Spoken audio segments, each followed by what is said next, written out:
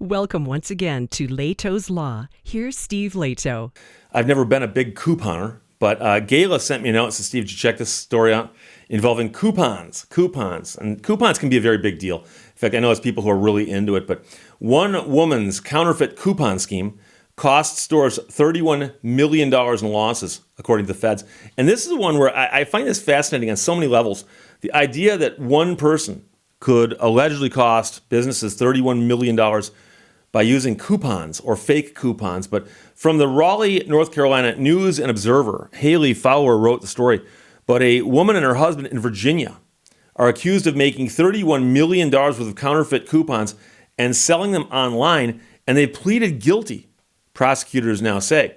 Federal investigators said they found $1 million worth of counterfeit coupons strewn about a home in Virginia Beach while executing a search warrant last year. But then they found the computer, and that's where all the big stuff was.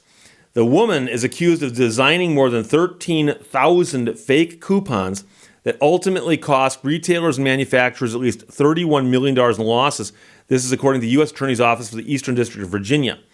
Her husband, who is 43 years old, also pleaded guilty to the scheme this week.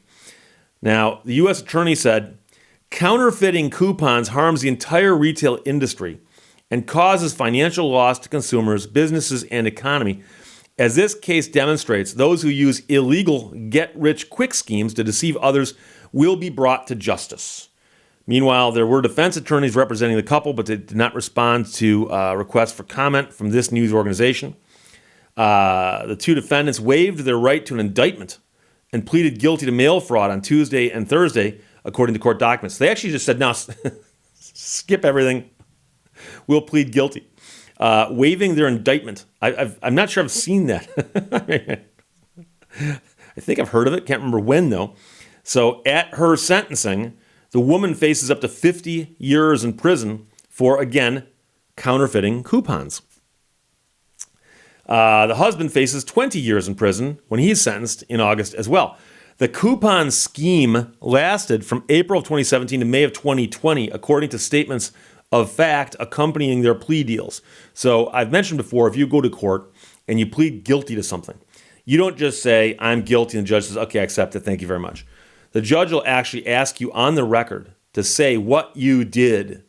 And the reason they do that is that later on, people have come forward and said, I don't think I was guilty, actually. Can I change that?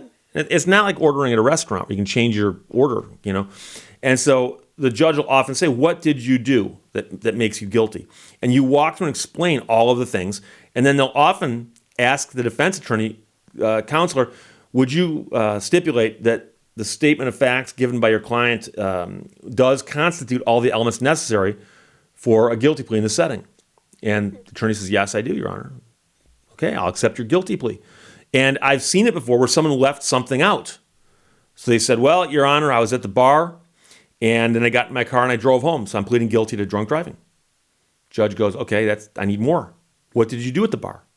I had a couple drinks. How many drinks? 6. What kind of drinks? Oh, straight vodka shots, And that's got to be in there because simply being at the bar and driving does not make you guilty of anything. And so they make sure that all the elements are there.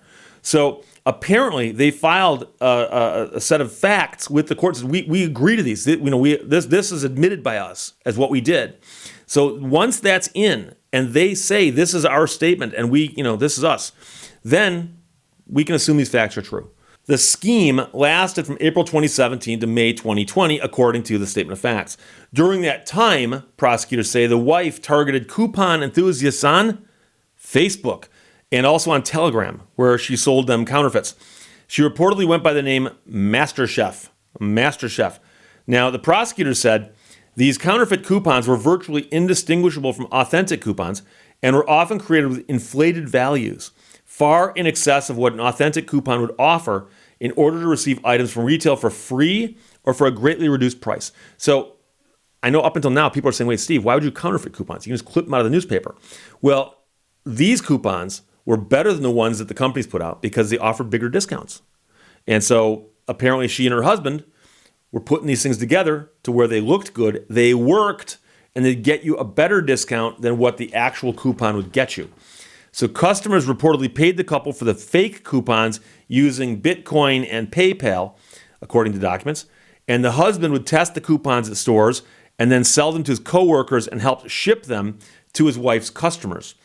But not long after the scheme began, prosecutors said a suspicious coupon enthusiast reached out to the Coupon Information Center to report the couple.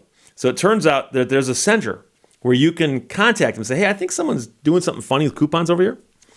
And the Coupon Information Center is a nonprofit association made up of consumer product manufacturers dedicated to fighting coupon misredemption and fraud, according to its website. A person told the center they were invited to a private messaging group offering counterfeit coupons for sale. The executive director later relayed the report to the U.S. Postal Inspection Service, according to prosecutors. And for the next 2 years, that person reportedly agreed to buy counterfeit coupons from the wife and send them to the Coupon Information Center and federal investigators. Prosecutors said the packages always came from MasterChef Designs or MasterChef Artwork with a return address in Maryland. Investigators traced MasterChef to an address in Virginia Beach where the couple lived using the metadata in a photo that she sent to an informant. Agents conducted a search of the house in May last year and found $1 million worth of counterfeit coupons scattered throughout the house. Prosecutors said that in court filings.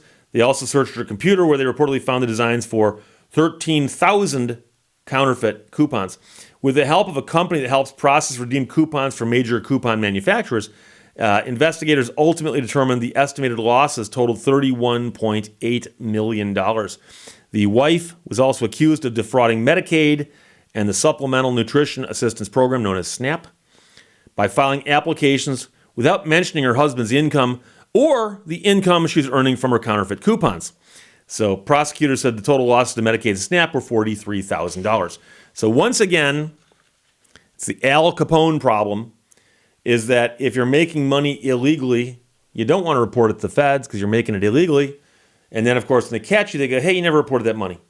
And so in this case, despite the fact she's running this scheme making millions of dollars or causing millions of dollars in losses with coupons, she's applying for Medicaid and SNAP and understating the income that she and her husband have. And she's apparently defrauding them as well, according to the investigators. But it's a crazy story. And I remember first hearing about people who are into couponing. And apparently, you know, the companies put the coupons out and they get a lot of advertising and goodwill from the coupons. But a surprisingly small number of the coupons ever get actually, you know, redeemed. And so that's all part of the deal that they know, hey, we're going to print 10 million of these. And, you know, 10,000 will get redeemed. But people will see the coupon, they'll think of our product, they might not use the coupon, whatever. But, you know, we've all been there before where you're in line at the store. There's somebody in front of you. It's got a stack of coupons like this. And I got no problem with that. You know, I guess that's why I have my smartphone with me, right? And so I'm, you know, the other day I was at the store and I was just killing time because I was standing in line. And the person had a wad of coupons and even more apparently in a little like folder accordion type thing, and was convinced that she had coupons for every single thing in her you know order. And so as she's checking out, you know, she's pulling coupons out, and then she's looking at the screen, and I was wondering why it was taking so long because all of the goods were off of the conveyor. The conveyor was clear of her stuff. All of her stuff, all of her merchandise was out.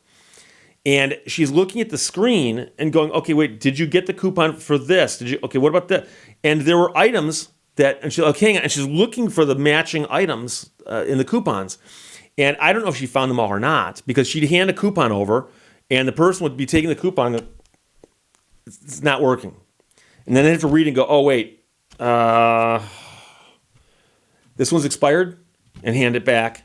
And then she'd go, okay, well, how about this? And scan it. A couple of them worked, a couple of them didn't work. And it added about 5 or 10 minutes to the transaction. But I'm sure they got a gigantic discount by doing it. But you should have seen the collection of coupons that she had. And that was, you know, in her hand and then in the accordion folder. But That's nothing compared to somebody who can cause $31 million in losses by using counterfeit coupons. And, here's what happens. The feds investigate something like this. They get a rock solid case. They get two, guilty pleas. And then they hold it up and say, hey, everybody, poster child here, look at this and be careful, because you're going to be tempted to take advantage of somebody who says, hey, look, I can get you counterfeit coupons, save you a ton of money. And on the other hand, here's people going to jail for it. So got to be careful about that. But it's a crazy story because, like I said, the numbers were just shocking. And again, they also they waived their indictment and just went straight to the guilty pleas. So that's some efficient justice for you right there. But Gayla sent it. Thanks a lot. Haley Fowler wrote it for the Raleigh, North Carolina News and Observer. One woman's counterfeit coupon scheme cost stores $31 million in losses, according to the feds. Unbelievable. Questions, comments, put them below. Let's talk to you later. Bye-bye. Thank you for watching Lehto's Law.